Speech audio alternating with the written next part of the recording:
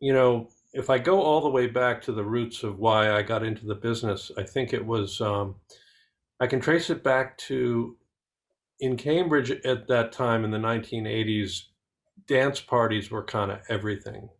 And it was very multicultural, and everyone would gather at house parties. And I was a bit shy, but I found that if I could bring a mixtape and put on a tape, I could get people dancing, then I would feel comfortable. I'd start dancing, and it was a good way to get into the flow of the party. So what I found myself doing in preparation for these parties would be in my room with a couple of boom boxes kind of facing each other and queuing up a song that I liked on one tape deck and then hitting pause and record, and rolling on the record side the mixtape. And while I was doing that, I was kind of envisioning how people would react to what song should I start with? Should I change to a different song? Should I control the mood? Should it be a fast song or a slow song?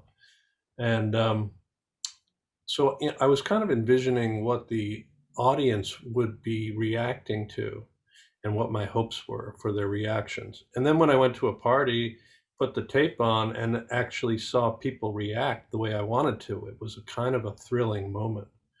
And so later, when I discovered video and went to Emerson College, I found myself at the editing board, which was more sophisticated than my little boombox setup at home. But I found myself doing the same thing, queuing up a shot or a sound, and then laying down a sequence on a record tape. And while I was doing it, I was envisioning what the audience would be doing or reacting or thinking.